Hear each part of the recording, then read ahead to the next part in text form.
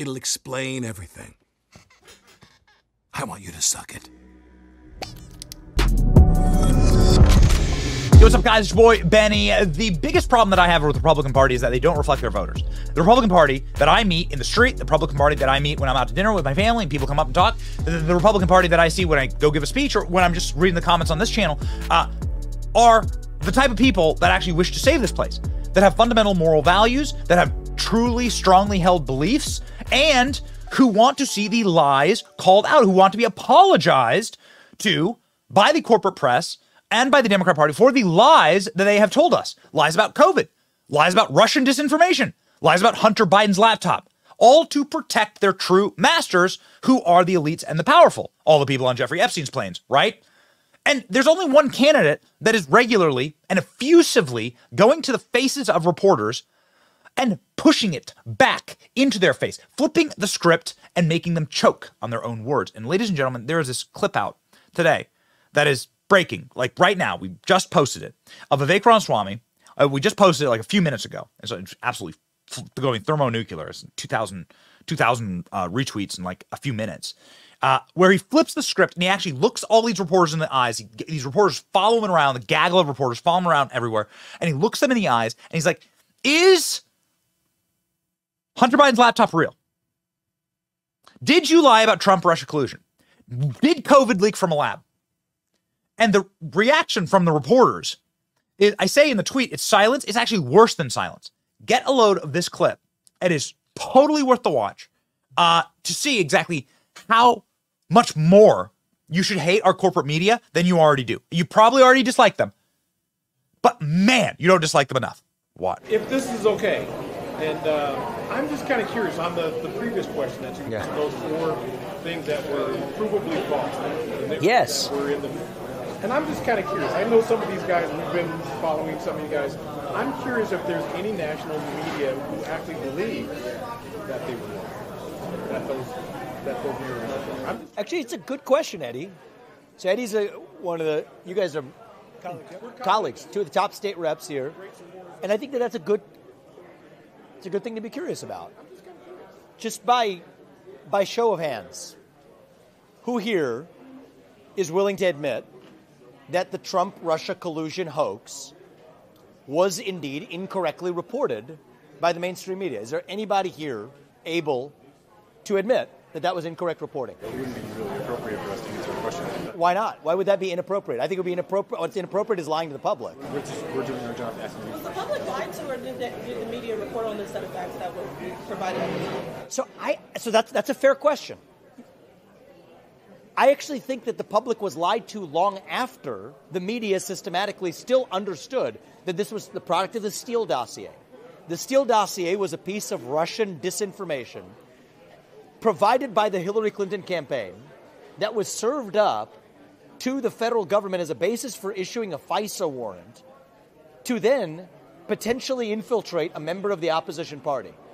If this was Bush and Cheney doing it to John Kerry, this would have been the stuff of scandal, impeachment, and worse.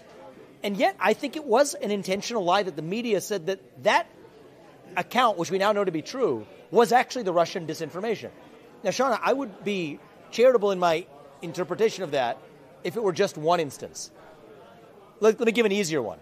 Just by show of hands, does anybody believe the media's reporting about the origin of COVID-19 ran flatly in face of the facts that you have a Wuhan Institute of Virology that was now the likely origin of the COVID-19 pandemic?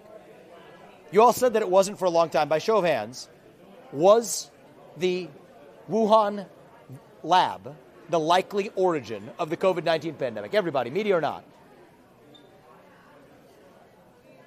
So you have reported, the same media that has reported that the COVID-19 pandemic did not originate in a lab in Wuhan is willing to even say, unwilling to admit today. The report came out in 2023, so I guess it was known that there was a Wuhan Institute of Virology where they were conducting gain-of-function research, the very city which was the origin of a global pandemic.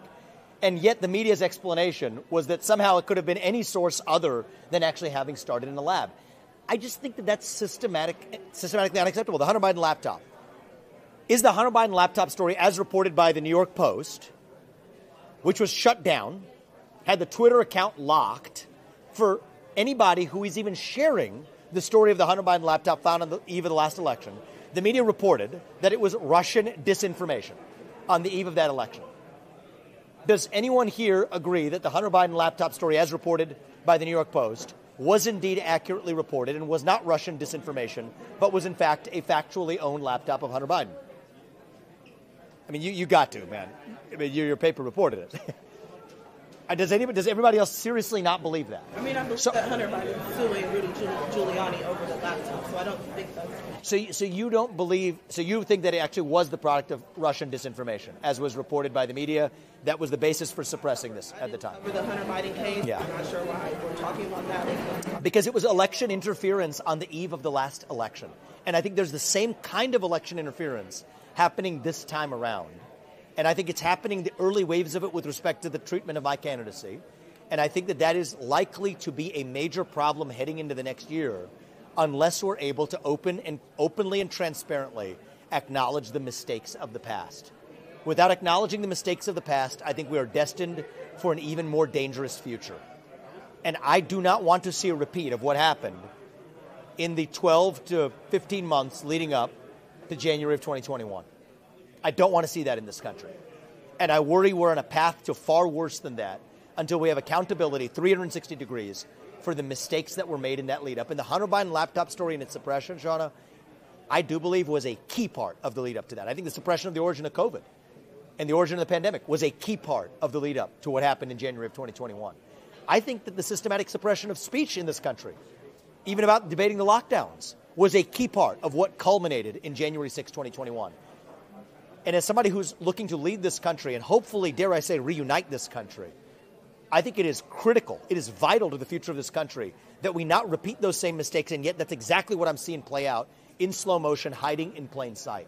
And so it's my concern for this country that leads me to run for U.S. president. It's my concern for this country that causes me to raise what aren't some ancient issues to be swept under the rug. I think that history is relevant to what's happening today. This is certainly not the first time that Vivek has taken it directly to the press. Some of my favorite, ladies and gentlemen, lined up here. And again, this is just a page out of Donald Trump's playbook. Donald Trump modernized and revolutionized this. Before, the Republican Party was just spooning the corporate media in bed together, tickling each other's ears. Mitt Romney, John McCain, George W. Bush. So humiliating, so embarrassing, so degrading. Now we're actually fighting back, and it's really great to see. Watch. Swami, let me turn to you. Please make your case. Why should you be the nominee and not the former president? I think there's something deeper going on in the Republican Party here, and I am upset about what happened last night.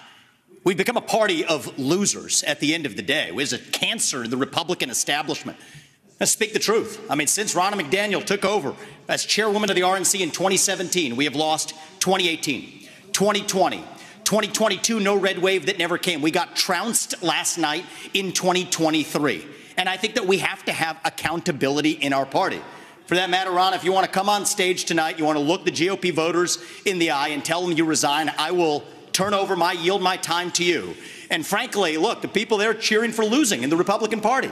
Think about who's moderating this debate. This should be Tucker Carlson, Joe Rogan, and Elon Musk. We'd have 10 times the viewership, asking questions that GOP primary voters actually care about and bringing more people into our party.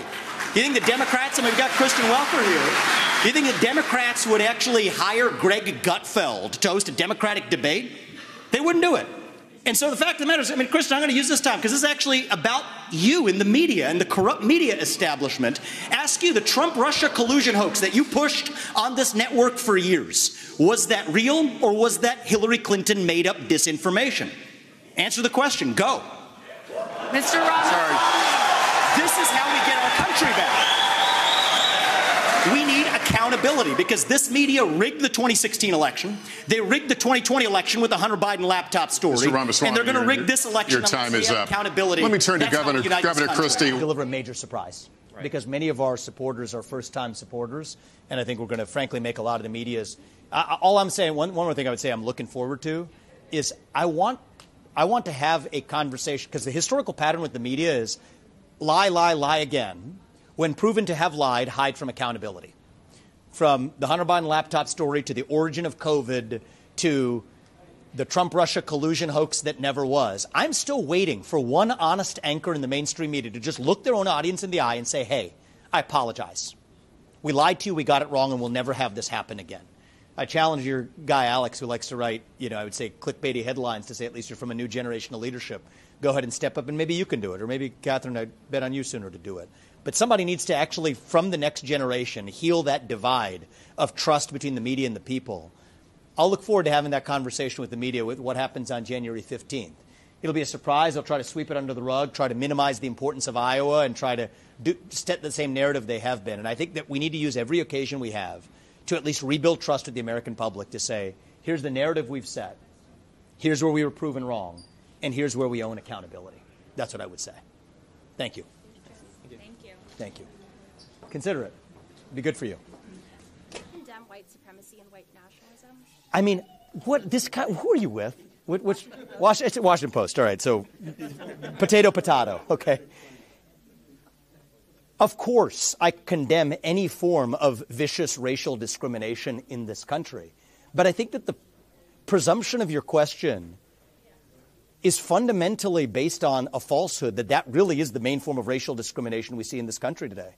Institutionalized racism is institutionalized racial discrimination that we see that doesn't come from somehow discriminating against people on the basis of some tenet of white supremacy. It's based on affirmative action. It's based on actually discriminating against people on the color of their skin in a way that's actually institutionalized today. Was there a point in our history, at points in our prior national history, where there have been vicious forms of anti-black or anti-brown discrimination throughout this country after the Civil War and otherwise? Yes. But you're looking in the rearview mirror and using that to pose a question today that is so far removed from what the reality is in America today. This myth of white supremacy, the closest you can find is Jussie Smollett, where you all were actually, speaking of trust in the media, jumping up and down over some false narrative. The best way you're able to find your best instance of white supremacy was a guy who was actually paying his other fellow people to be actually staging something that didn't happen. And so stop picking on this farce of some figment that exists at some infinitesimally small fringe of the American public today to open our eyes to the actual real threats that we face. And I think that it's frankly questions and framings like that that has caused the American public to lose all trust in the mainstream media, I'm sorry to say, for good reason. You didn't say that you condemn white supremacy, though. I'm not going to recite some catechism for you. I'm against vicious racial discrimination in this country. So I'm not pledging allegiance to your new religion of modern wokeism, which absolutely fits the test. I'm not going to bend the knee to your religion. I'm sorry. I'm not asking you to bend the knee to mine, and I'm not going to bend the knee to yours. But do I condemn vicious racial discrimination? Yes, I do. Am I going to play your silly game of gotcha? No, I'm not. And frankly, this is why people have lost trust. And I know you're going to go print the headline tomorrow. I already know this. We already know how your game works. Vivek Ramaswamy refuses to condemn white supremacy because you asked a stupid question. The reality is, I condemn vicious racial discrimination in this country, but the kind of vicious and systematic racial discrimination we see today is discrimination on the basis of race in a very different direction. You want to know what the best way is to end discrimination on the basis of race? Stop discriminating on the basis of race. Do that, and we're going to move this country forward. And I don't care whether you're black or white or brown or anything in between. That's how we're going to unite this country. You people have been responsible for dividing this country to a breaking point, creating a projection of national division. I meet people from the south side of Chicago to meetings like this one of every shade of melanin, multiple, from man to woman, doesn't make a difference, who are hungry for reviving unity in this country. And you, with your catechism that you try to get to politicians to whatever fake headline you're going to print on the basis of this conversation tomorrow, that's what's dividing this country to a breaking point. Shame on you. Look people in the eye and tell them what you've actually failed to tell them for the last 5 years. Own the accountability for your own failures as the media. That's how we rebuild trust in this country. And until then, I don't have a lot of patience to play the games.